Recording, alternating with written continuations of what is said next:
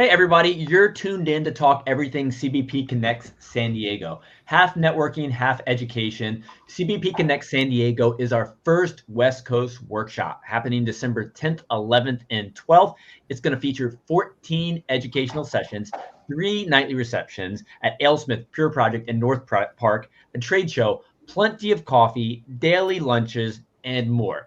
Industry decision makers will be descending on San Diego from all across the country. I can't wait. I also encourage you to grab your spot now and view the complete schedule at cbpconnects.com. But today, I'm joined by several of our peers who are going to be joining us in San Diego for the event. And now let's meet our guest. And Dan, because you are to the right of me, you've got about 30 seconds. Tell everybody a little bit about what you do in the world of beer. Yeah, so Dan Hornbrook, BrewLogix. We're based out of Indianapolis. We have people all over, though. As remote is a cool way to work nowadays. But we have different technologies that serve the on-premise, and we got a few that we're bringing to San Diego. One to help breweries market themselves in this new day and age, and the other one is digital menus and all that cool stuff. So, yeah. Excited to see you in San Diego in just a little bit of time. Now, Gotta Sonja, get my tan going. Yes, so Sonja Mills. I co-own Port Rexton Brewery up in Newfoundland in Canada. It's a very, very far east coast. It's a little island that's right out in the Atlantic Ocean. We're a small brewery that has started coming to the CBP events last year, the year before, and found them extremely beneficial. We're a fully women-owned brewery. So it's just myself and my business partner, Alicia McDonald. I take care of the business side of our business. She's more on the brewing side. And I'm really, we fortunately have support to be able to travel to events like this. So we're super stoked to be part of this. I love it. Now, Sonja, how did you all first discover CBP Connects and what we're doing? Actually, good old Google. We were offered, like, our province has a lot of funding support for educational travel. And so it was like, well, let's see what's out there that we can take, we want to educate ourselves as much as we can, obviously. And so I just kind of got researching and came across you guys, and it sounded fantastic. And then after we started attending, we're like, this is phenomenal. Love it. I need to find some funding to send me up your way next. We'll see if we can make it reciprocal. Yeah, maybe we can figure something out. Well, I'm excited to have you join us. Now, Drew, your turn. Awesome. Hi, everyone. My name's Drew Kearns. I'm the owner and founder of That's Delicious Financials. We're a accounting firm specific for the craft beer industry. So we only work with craft breweries. We especially focus on ones that run multiple tap rooms and do distribution as well.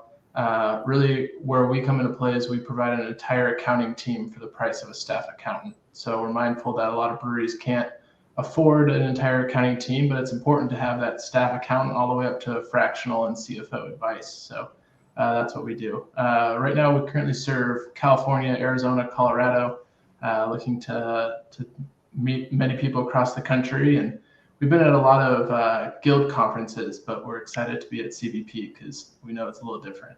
Looking forward to having you come. Now, I'm curious. I don't think I've ever asked you. I love your company name. That's Delicious Financials. But why? It's a great question. I didn't want another boring accounting firm name. And the reason I work in the craft beer industry is the food is one thing, but it's who you're sharing the food with. So it's got to be delicious food for people to come around and sit by a table. So it's a compliment to my craft breweries and the beer and food that they produce. I like it. Well, thanks for sharing. Now, Makenna, glad you can join us today and excited to see you face to face in not too long. Tell us about what you do at Pure Project. Yes, I'm the director of marketing at Pure Project. Been with the team for 4 years now, and the brewery is going to be turning 9 in January. So we have 5 taproom locations throughout San Diego, plus distribute locally throughout California, as well as a little bit into Arizona, Oregon, Washington, Nevada. I think that's it. Yeah. What do you enjoy most about your role? I like working cross-departmentally. So helping the retail, the taproom side of things, working with the sales team, working with production, back of house, coming up with the beer names and the labels. So really just like beginning to end, seeing the beer from ideation all the way to the end drinker's hand. I think it's really fun to hit all those touch points. Very cool. And we're excited to visit your tap room in North Park firsthand for the second night on December 11th. I cannot wait to visit. I'm excited to have y'all there. It's a great space. Well, Sonja, I don't think it's possible for someone to travel farther than you to attend. You're coming from the easternmost point in the North America. Sorry, I said United States there. And it's like over 4,000 miles to San Diego from where you're at.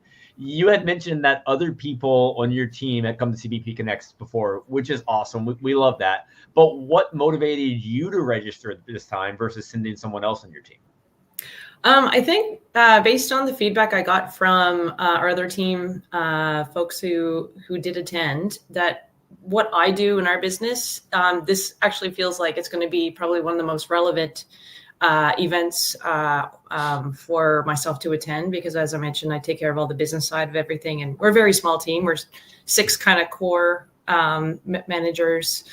But as owner, I've got an MBA background and a law background as well. And so when I was getting information from our taproom manager and Alicia, who owns the brewery, but is on the brewing side, they were sending me all this information. They're like, I think you'd find this useful. And I was like, gosh, yes, like this is super relevant to what I'm doing. So that was definitely motivation. That's a huge motivation. And of course, opportunity to come to San Diego will be super cool too. So, and I love flying. I love travel. So the 4,000 miles wasn't intimidating in any way. What is your journey like? How many flights are you on? How small is the airport?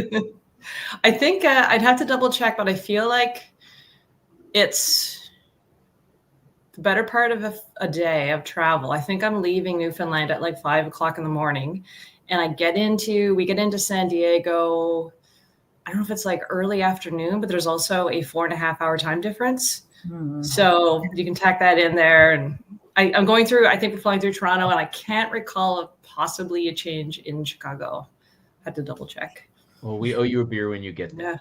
Yeah, I would be very excited for a beer when I arrive. I hope our weather is good too.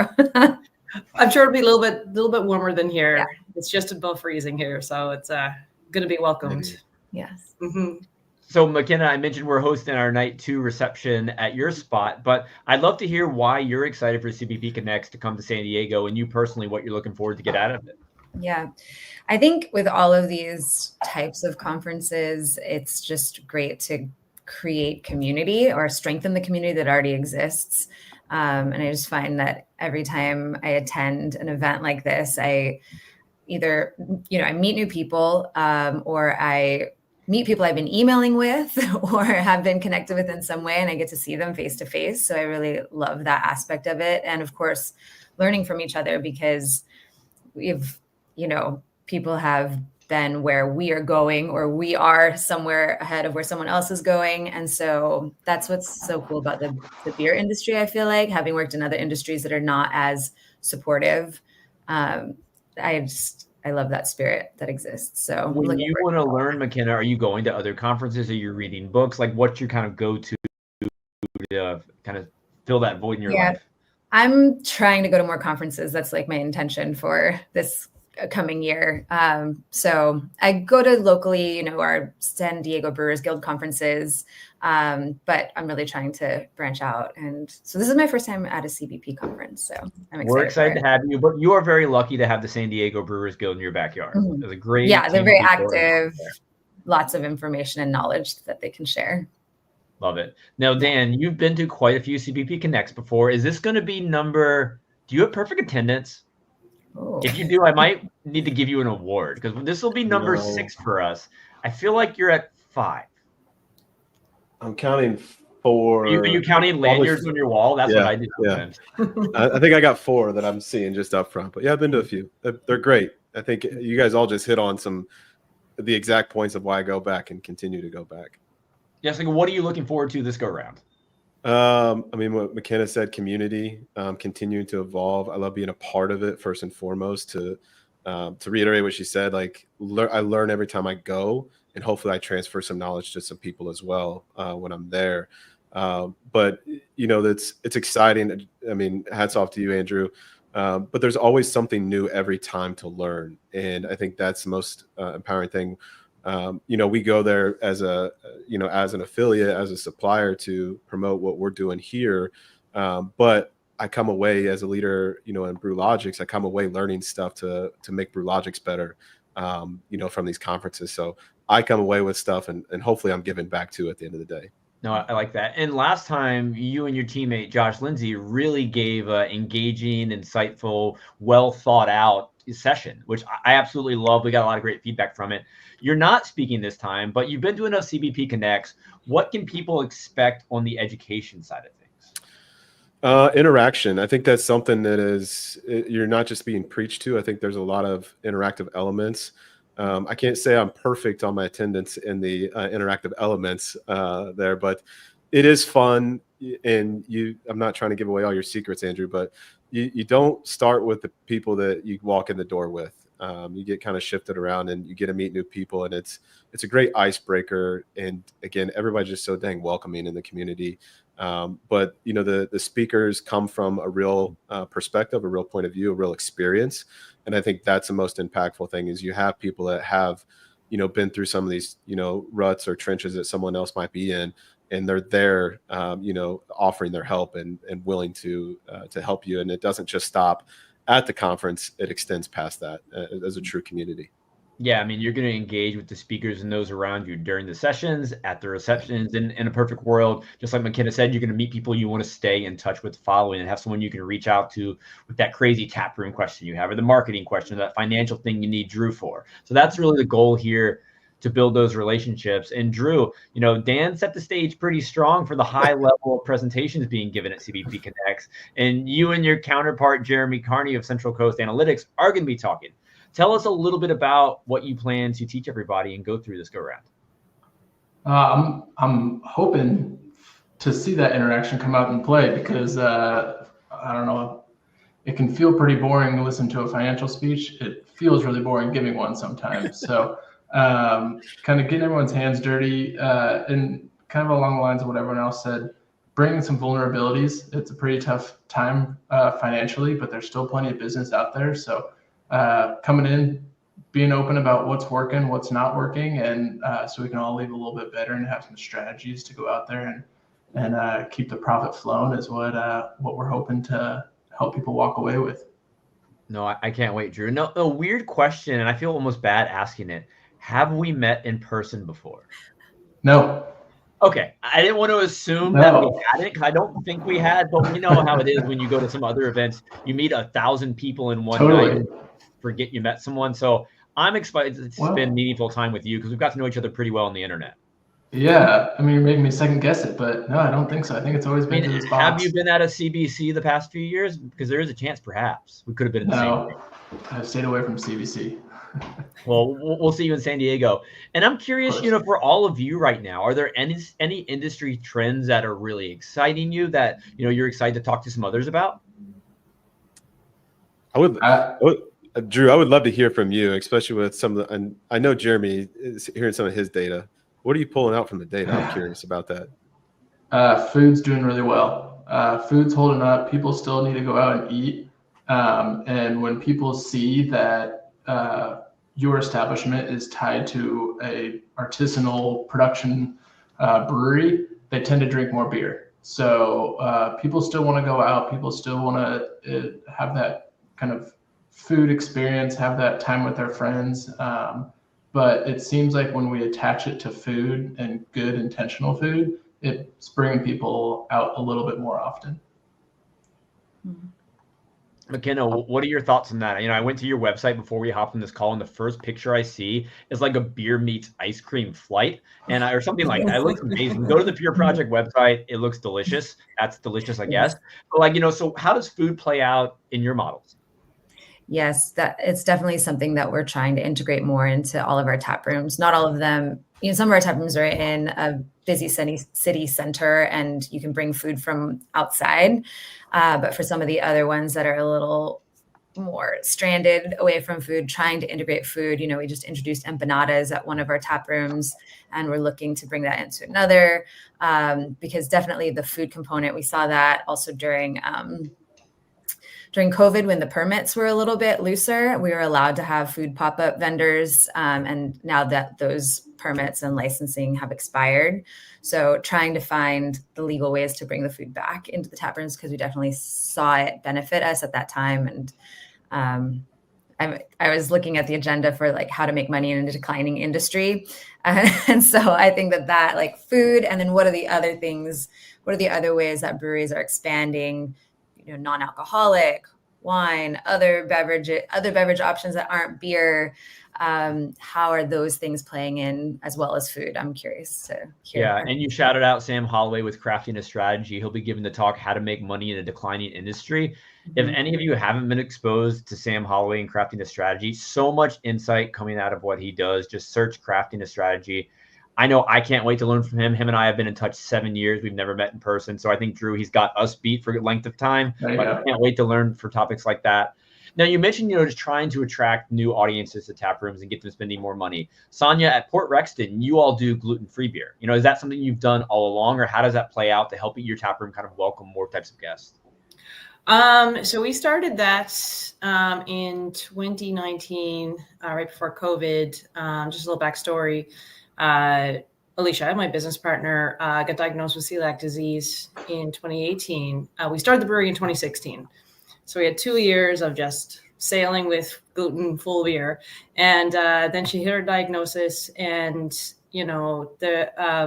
just after sort of wrapping our head around it, was like, okay, I want to drink the beer that I want to brew beer that I could drink and enjoy in the same way that we do with all of our other beers. So she started on the R&D process, and it's taken her a couple of years to really sort of craft her recipes and really perfect them in a way that she's super happy with them. And now it makes up probably, it's not quite half of our business, but it's a large part of our business, is our gluten-free beer. And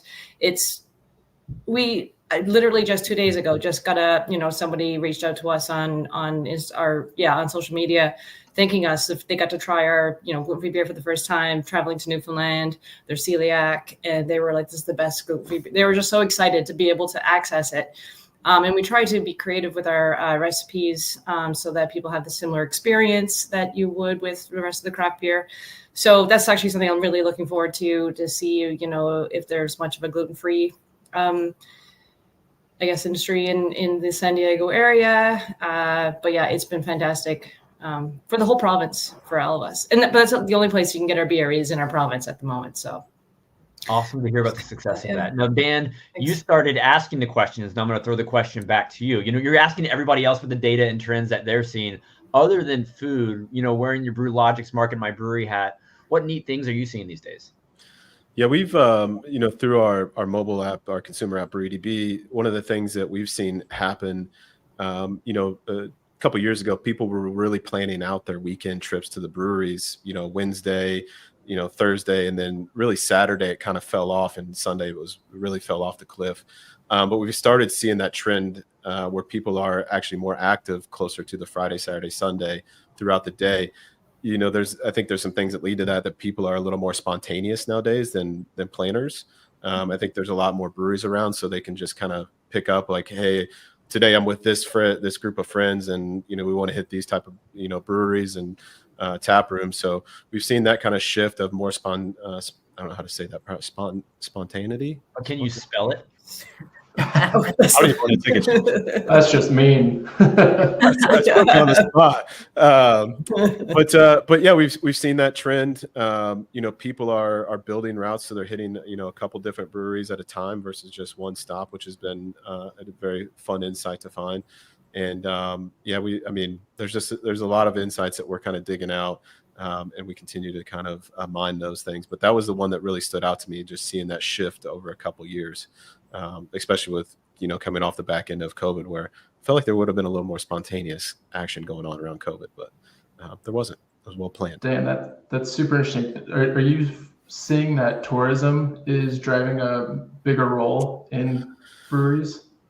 I don't want to say anything on that because I don't know for sure. I have not pulled that angle from it. So that is something I can explore. And when we're in San Diego, I might have an answer for you.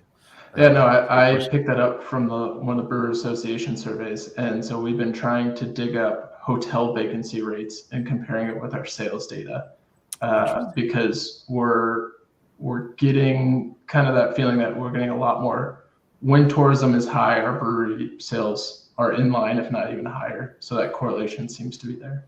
Yeah, I mean, we definitely see people traveling and using the application, and I think it's kudos to the brewers. They're not just a brewery; they're a hospitality spot. So when you do go out with your family and your friends, and you're in a spot, a new spot, they want to check out the local tap room because they can get food now. They can have a full, hospitable experience. So I could see something there. Yeah. Dan, you used the word hospitality, and we're seeing hospitality.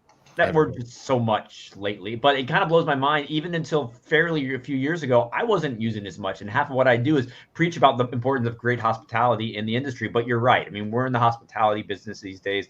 It's about forming relationships, and we just happen to serve beer. We just happen to have really good food or other offerings that we're putting out there on the table. And I'm sure we'll have great conversations on this in San Diego. And Makenna, today you are a resident San Diego expert. So we're coming in early December. Tell us a little bit what it's going to be like, but also we do have a busy event schedule, but do you have any not to miss San Diego recommendations or insight for us?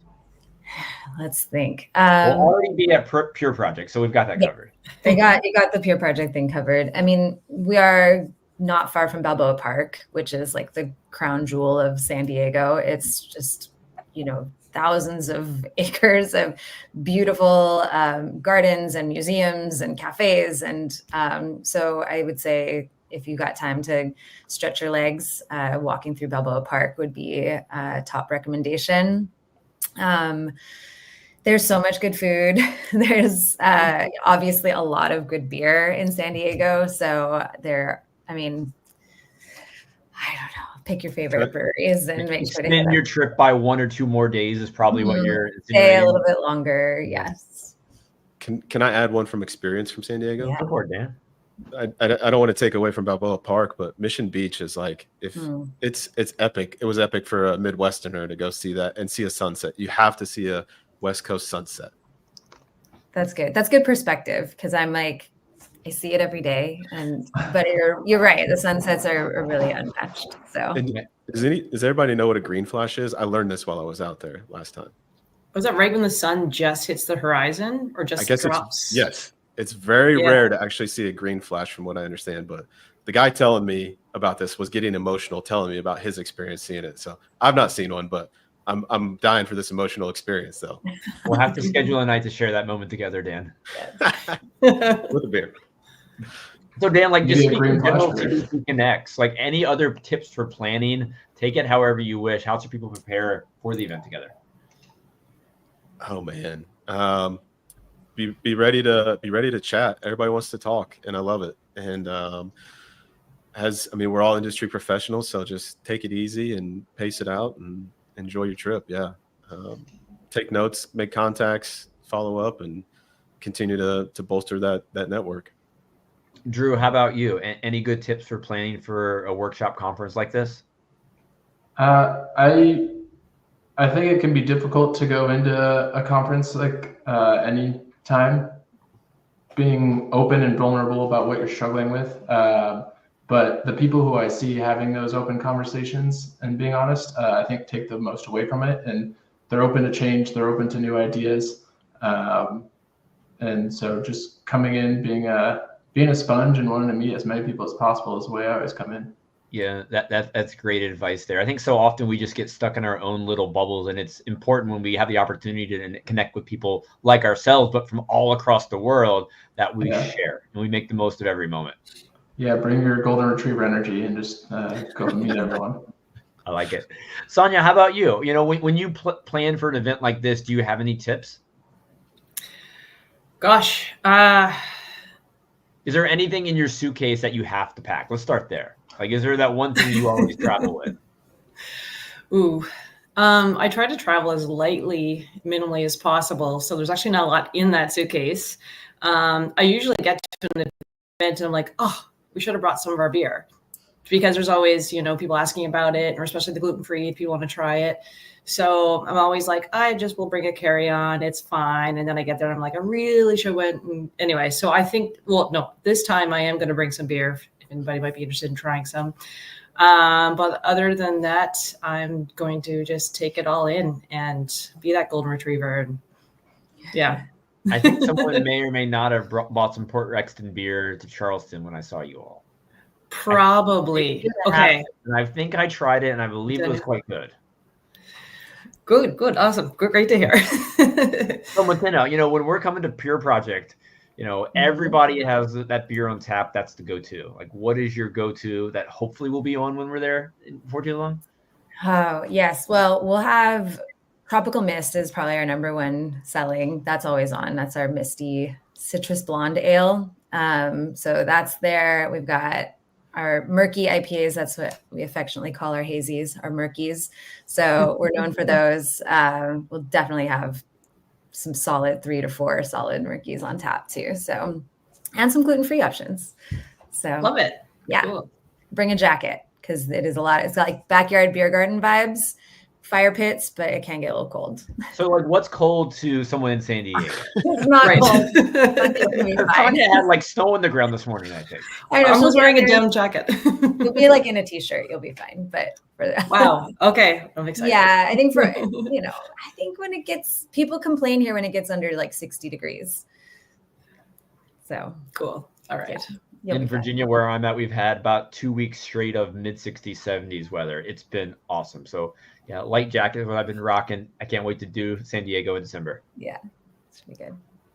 Well, cool, everybody. This has been fun hanging out to get ready for the event. While I love these pre-panels, it's going to be so great spending time together face-to-face. So if you haven't already, be sure to register at cbpconnects.com. Spots are still available. There'll be people from all across the country. Honestly, I'd never been to San Diego, so I appreciate all the insight you all have offered today. I can't wait to come for the first time, spend time with all of you. So Dan, Sonja, Drew, and Makenna, see you very soon. And everybody, safe travels. Cheers.